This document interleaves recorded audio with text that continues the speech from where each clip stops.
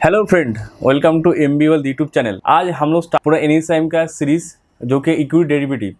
तो मेरे साथ आज मेरा दो कैंडिडेट है। एक नाम है मनीष झुंझुर जो अभी इंट्रोडक्शन देगा, और एक का नाम है सत्यजीत देव, और पीछे मेरा बैठा हुआ है प्रीतम कैमरामैन। तभी हम लोग आप लोग से इंट्रोड्यूस कराएंगे।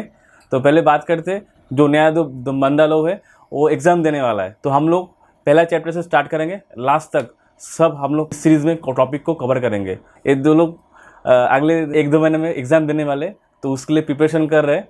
तो कुछ हम लोगों ने सीखा है और कुछ जो हम लोगों ने सीखा है वही कैमरा में ये लोग फीडबैक के लिए बोलेंगे। तो ये रहा मेरा इंट्रोडक्शन। चलिए देखते कौन कौन आज के एपिसोड में हिस्सा ले रहे हैं। Hello friends, my name is Satyajit Kumar Dev and मैं अभी इस साल इसी 2 महीने के बीच में NISM की एग्ज़ाम जो होने वाला है उसमें पार्टिसिपेट करने वाला हूँ। और अभी तक तैयारी बहुत ज़ोरों शोरों से MBWorld के द्वारा हो रहा है। मेरा बहुत ही इंटरेस्टिंग टॉपिक्स है ये सब, पूरी की पूरी जो स्टडीज़ मटेरियल्स और जो भी है। और आगे आने वाले एपिसोड्स में और आगे आने वाले वीडियोज़ में हम उसके बारे में भी बढ़ चढ़ के बातें करेंगे, और एग्ज़ाम में क्या क्या आने वाले हैं और कितने प्रतिशत होने से एग्ज़ाम को क्लियर कर सकते हैं, इसके बारे में भी हम चर्चा करेंगे। हेलो गाइस, मेरा नाम मनीष है। मैं NISM की एग्ज़ाम की तैयारी करने वाला हूँ। तो चलिए स्टार्ट करते हैं मेन टॉपिक पे। पहले तो इंट्रोडक्शन सब हो गया। तो हम लोग जो एग्ज़ाम देने वाले हैं कुछ दिनों में, उस एग्ज़ाम का नाम है NSIM का इक्विटी डेरिवेटिव। 8 चैप्टर है NSIM का। तो पहले बताते हैं, एग्ज़ाम 2 घंटे का होता है, जिसमें आपको 60% मार्क्स सिक्योर करना पड़ता है। 100 क्वेश्चन आता है तो आपको 60% उसमें लाना पड़ता है। इसमें नेगेटिव मार्किंग है 4:1, मतलब आप अगर 4 क्वेश्चन गलत आंसर देते हैं तो आपको आपके नंबर से 1 नंबर कट जाएगा, मतलब 0.25 नेगेटिव मार्किंग है एक क्वेश्चन का अगर आप गलत आंसर देते हैं। तो NSIM का इस पूरा सीरीज में 10 चैप्टर है, जिसमें कि सबसे इंपॉर्टेंट चैप्टर है फ्यूचर का, ऑप्शन का और ऑप्शन स्ट्रेटजीज का। मार्क्स डिस्ट्रीब्यूशन मैं आपको स्क्रीन में दे दूंगा, किस चैप्टर में कितना मार्क्स आपको मिलेगा क्वेश्चन। तो पहला जो चैप्टर है हम लोग स्टार्ट करते हैं, उसका नाम है derivative. What is called derivative. तो पहला चैप्टर में हम लोग जानेंगे डेरिवेटिव क्या है। तो पहले बताना चाहता हूँ मैं, डेरिवेटिव एक कॉन्ट्रैक्ट है तो जो दोनों पार्टी के बीच में होता है। इसका कॉन्ट्रैक्ट का जो वैल्यू है वो एक अंडरलाइन प्रोडक्ट से आता है। मान लीजिए आप एक कॉन्ट्रैक्ट करने जा रहे हो, गोल्ड का कॉन्ट्रैक्ट किसी के साथ, निकेल का कॉन्ट्रैक्ट, या मान लीजिए एक आप कॉन्ट्रैक्ट करने जा रहे हैं सिल्वर का, एल्यूमिनियम का, चाहे क्रूड ऑयल का। तो उसका जो वैल्यू है, तो उसका वैल्यू के ऊपर से आधारित होता है डेरिवेटिव कॉन्ट्रैक्ट का वैल्यू। इसका मतलब मान लीजिए आप गोल्ड का एक 50,000 का लॉट लेने जा रहे हैं आज के दिन में, तो उसका जो कॉन्ट्रैक्ट का जो वैल्यू होगा उसी से डेरिवेटिव का कॉन्ट्रैक्ट का वैल्यू डिसाइड होगा। तो इसमें क्या होता है, दोनों पार्टी इन्वॉल्व रहता है। एक्चुअली डेरिवेटिव का 3 पार्ट है, हम लोग बोल सकते हैं। एक है फॉरवर्ड, एक है आपका फ्यूचर, एक है आपका ऑप्शन। तो हम लोग डिस्कस करेंगे डेरिवेटिव का जो चैप्टर है, एक्चुअली डेरिवेटिव कैसे हम लोग कॉन्ट्रैक्ट क्रिएट करते हैं, और पूरा एक्सप्लेन करेंगे चैप्टर को। मेरे साथ दो मेरा कैंडिडेट है, एक है सत्यजीत, एक है मनीष। तो उन लोग भी उसका एक्सपीरियंस शेयर करेंगे, डेरिवेटिव कॉन्ट्रैक्ट क्या है।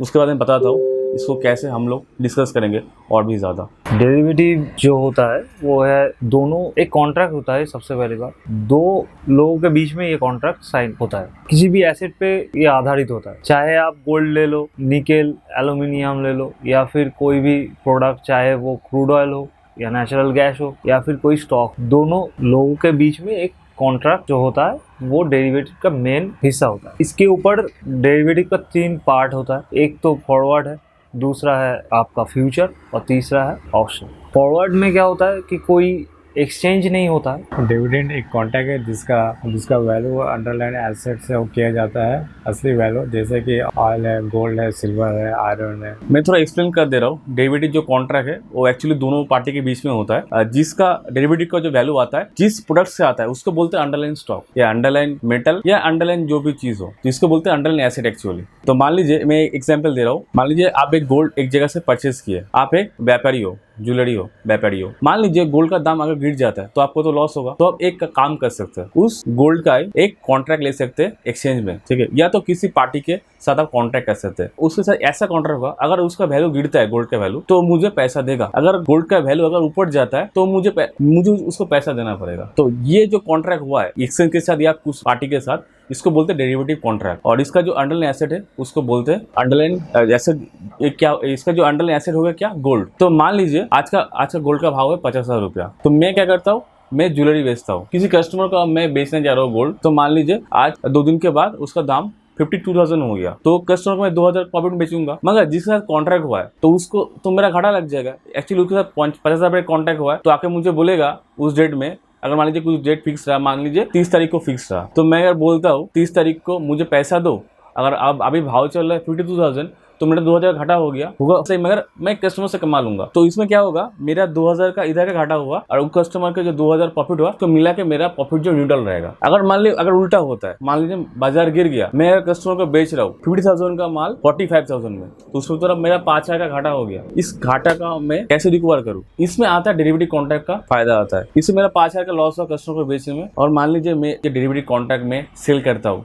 या किसी के साथ मैं कॉन्ट्रैक्ट पुट ले लेता हूँ, तो उसका जो प्रॉफिट आएगा, मान लीजिए 5,000 का मेरा प्रॉफिट आया 30 तारीख को, तो वहां से मेरा पैसा रिकवर हो जाएगा 5,000 रुपया। तो इसमें क्या होगा, कस्टमर को जो बेच रहे जो घाटा लग रहा है, तो उसका घाटा मैं ऐसे रिकवर कर लूंगा। तो यही होता है डेरिवेटिव कॉन्ट्रैक्ट, जिसमें आपका परचेसिंग प्राइस जो 50,000 था वो फिक्स हो गया, चाहे मार्केट वैल्यू ऊपर जाए या नीचे जाए, आपका जो परचेसिंग प्राइस वो फिक्स रहेगा। तो बहुत सी ट्रेड लोग करता है, जैसे क्रूड ऑयल का भाव तो ऊपर जाता है नीचे जाता है, तो इसमें क्या होता है, अगर मान लीजिए आप कॉन्ट्रैक्ट ले लेते हैं तो आपका परचेसिंग प्राइस फिक्स्ड हो गया उधर का। इसमें आता है डेरिवेटिव कॉन्ट्रैक्ट का काम में आता है। तो बहुत सारा तो मैं टॉपिक अगले कुछ एपिसोड बताऊंगा, जैसे कि फॉरवर्ड जैसे होगा, क्या हो आपका ऑप्शन क्या है, फ्यूचर क्या है। डेरिवेटिव कॉन्ट्रैक्ट एक पार्ट है जो कि अलग अलग जगह में एक काम में आता है। तो चलिए इस डेरिवेटिव चैप्टर को एपिसोड ए पे खत्म करते हैं। तो चलिए नेक्स्ट चैप्टर में देखते हैं क्या आपका आने वाला है चैप्टर।